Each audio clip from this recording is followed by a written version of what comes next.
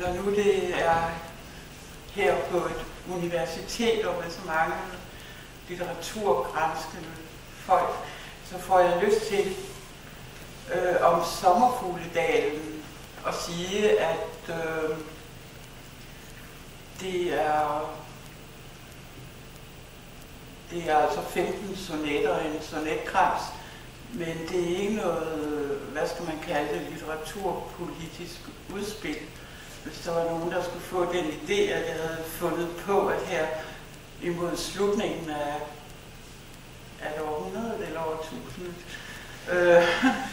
at så trængte vi til 90'er jo ikke, ligesom i forrige århundrede, så har det ikke noget på sig, fordi bogen er blevet skrevet ved tilfælde. Den sidste sonet er skrevet først, og den er skrevet som et lejlighedsdigt. Det vil sige, ikke lige til fødselsdag, men til et jubilæum. Forlæggeren Hans Jørgen Brøndums 25 års jubilæum var det vist. Og der bidrog til et lille festskrift 5 forfattere og 5 kunstnere. Og så skulle det jo ikke sådan være direkte hyldestdigte. Men på den anden side gjorde det jo heller ikke noget, hvis Hans Jørgen ligesom opdagede, at jeg godt kunne huske, at vi havde været sammen før i tiden. Så jeg indførte Rejtjudalen, som er denne sommerfugledal her, fordi vi havde engang foretaget en forfatterrejse dernede. Når jeg en sonet, det er jo sådan set heller ikke hvad skal man sige, så meget. Så da jeg besøgte studenterne i Hamburg, og vi talte om netop det med systemer i digtning, og de virkede sådan forholdsvis skeptiske, fordi digte, det er noget med en direkte oplevelse, direkte adgang til følelsen, og så videre.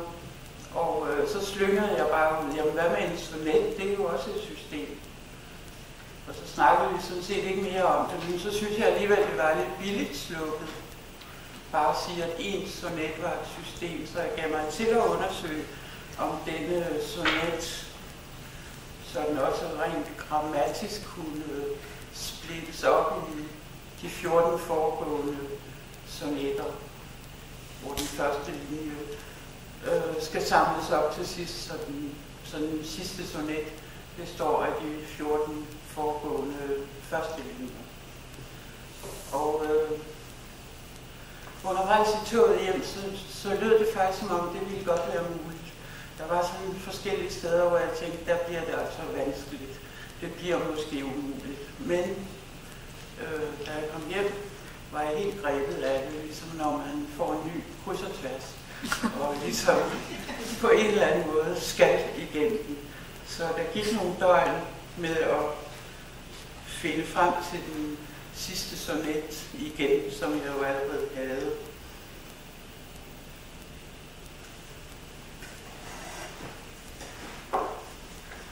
Nu vil jeg læse den. Det tager cirka 15 minutter. 1 minut per sonet cirka.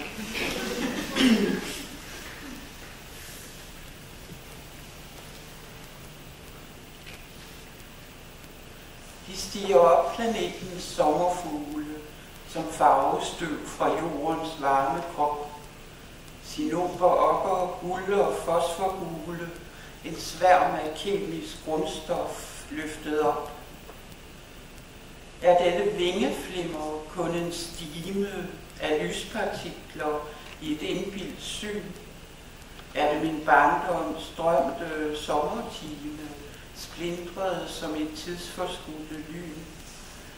Nej, det er lysets engel, som kan male sig selv som sort Apollo, nemosyne, som ildfugl, poppelfugl og svalehale. Jeg ser dem med min slørede fornuft, som lette fer i varmedisens dyne, i Brechnodalens middagshede luft. I Brechnodalens middagshede luft, hvor alle erindring smuldrer og det hele i lyset sammenfaldende plantedele forvandler sig fra duftløshed til duft.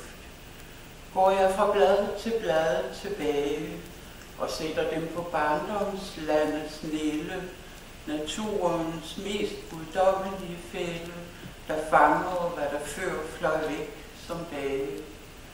Her sidder admiralen i sit spind, mens den fra forårsgrøn forslugen larve forvandler sig til det, vi kalder sind, sådan som andre sommerårs sommerfugle kan hente livets tætte purpurfarve op fra den underjordisk bitre hule. Op fra den underjordisk bitre hule, hvor kældermørkets første drømmekryb og al den grusomhed, vi helst vil skjule, lægger bunden under sindets dyb. Opstiger Morfeus dødninghoved alle, der vender aftensværmer siden ud, og viser mig, hvor blødt det er at falde ned i det askebro og ligne Gud. Kålsommerfuglen fra en eng i Vejle, den hvide sjæl, som har en tegning malet af altings flygtighed på vingens spejle. Hvad ved den her i denne dystre luft? Er det den sorg, mit liv har overhalet, som bjergbuskadset dækker med sin duft? Som bjergbuskadset dækker med sin duft, at blomstringen har rod i alt det rådne, det skyggefulde, filtrede og lodne, en vild og labyrintisk ufornuft. Kan sommerfuglen med sin flagren dække, at den er bundet til insektets krop? Man tror, det er en blomst, der flyver op, og ikke denne billedstorm på række, som når en sværmer, spinder, måler og ule, der virvler farvens tegnfigur forbi, tilkaster os en gåde, som skal skjule, at alt hvad sjælelivet har at håbe, indsides alt er sorgens symmetri, som blåfugl, admiral og sørgekåbe.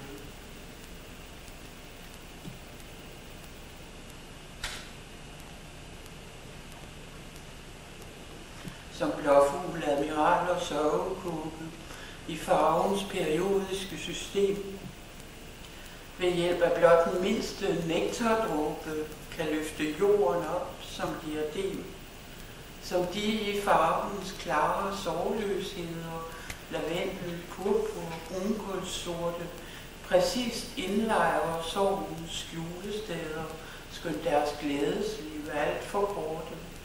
Kan de med deres sommerfuglesnabel opsuge verden som en billedfabel, så let som med et kærtegns glideflugt, til alle glimt af kærlighed er brugt. Kun glimt af skræk og skønhed går i ring, som påfugleøje flagrer de omkring.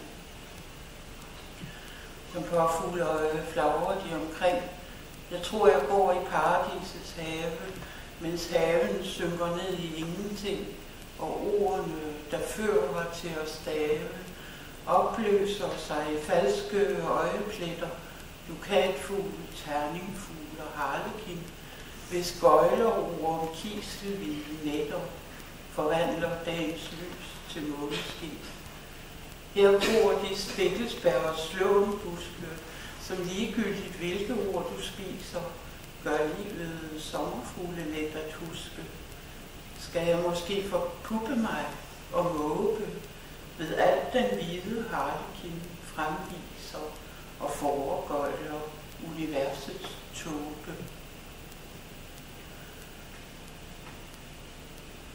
Og foregøjler universets tåbe sig selv, at der er andre verdener til, hvor guderne kan både gø og råbe og kalde os tilfældigt terningsspil.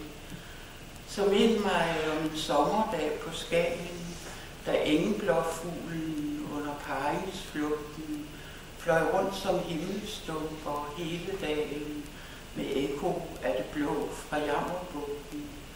mens vi der bare lå fortabt i sandet, så talrige som nu kun 2 kan være, fik kroppens elementer sammenblandet af jord som havs og himmels mellemting. 2 mennesker, der overlod hinanden et liv, der ikke dør som ingenting. Et liv, der ikke dør som ingenting. Hvordan hvis vi i alt det menneskeskabte, naturens sidste selvoptagende spring, må se os selv i det på forhånd tabte, må se den mindste stump af kærligheden, af lykken i en formålsløs proces, gå ind i billedet af menneskeheden, som græssede selv når det gravens græs. Hvad skal vi med den store atlasspinder, hvis vingefang udbreder jordens kort? Den ligner mest det hjernespind af minder, vi kysser som ikoner af de døde, med smag af dødens kys, der rev dem bort. Hvem er det, der fortryller dette møde? Hvem er det, der fortryller dette møde? Er det min hjerne, som er bleg og grå, der selv får lysets farver til at bløde, som andet end den sommerfugl, jeg så? Jeg så Auroras stænk af paprika, dens blege skær af peberbrå savanne, og tisselfuglens træk fra Afrika, den lige vej til jordens vinterlande. Jeg så en månemålers fine ris, de små halvmåneformers sorte rande, der sad på universets vingespids. Og det jeg så var ikke kun forfløjende syner, som en hjerne selv kan blande med strejf af sjælefred og søde løgne. Med strejf af sjælefred og søde løgne, med dunet skær af grøn smaragd og jade, kan irislarverne, der selv er nøgne, efterligne piletræets blade. Jeg så dem æde deres eget billede, som så blev foldet sammen til en puppe, til sidst hængt op, som det forestillede, et blad blandt andre blade i en gruppe. Når sommerfuglen med sit billedsprog kan overleve bedre ved at stjæle, hvorfor skal jeg så være mindre klog, hvis det kan dulme angsten for det øde, at kalde sommerfuglene for sjæle og sommersyner af forsvundne døde.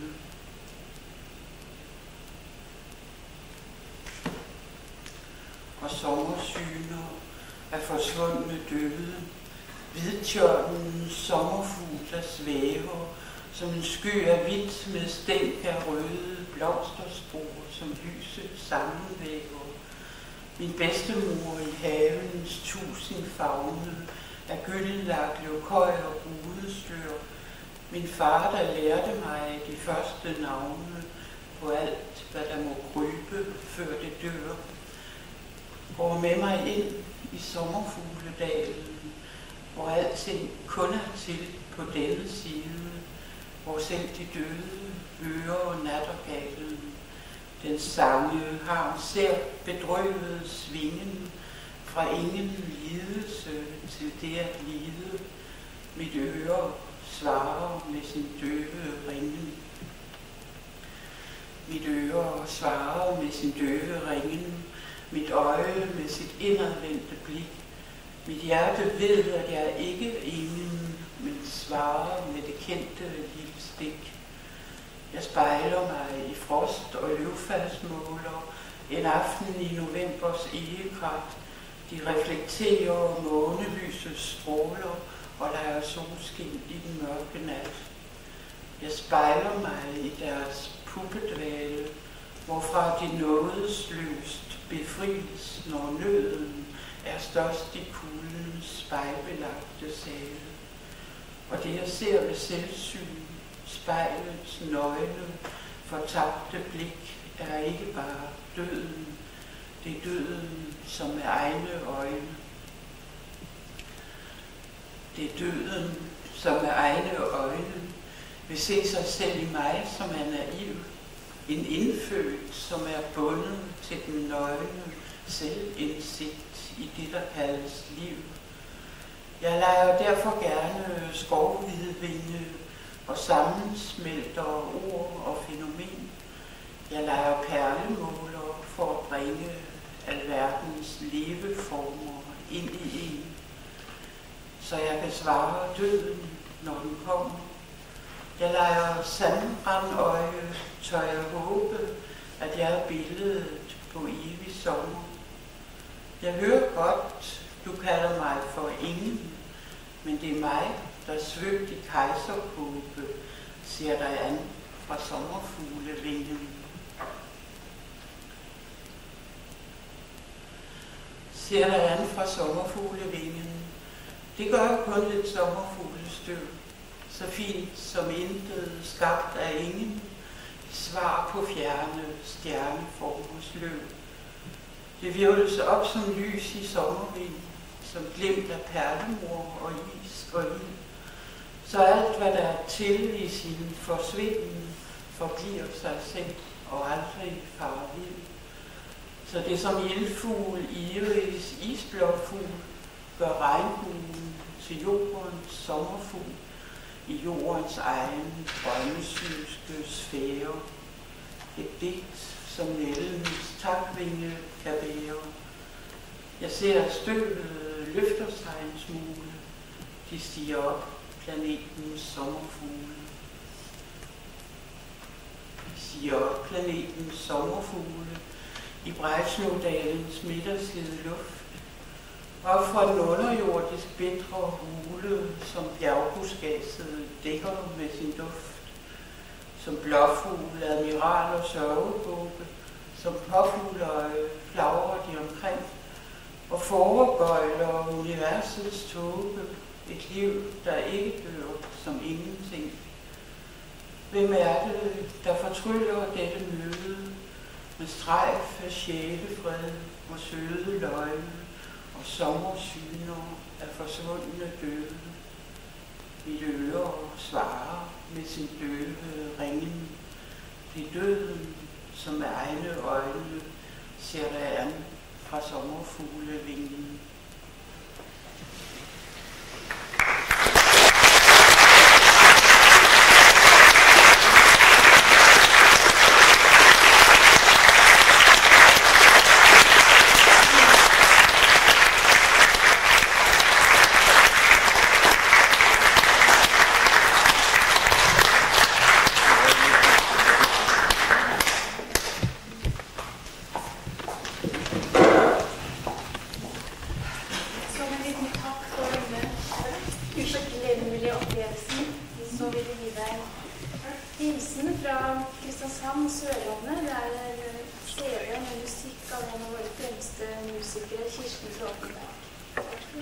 Tusen takk for at du kom.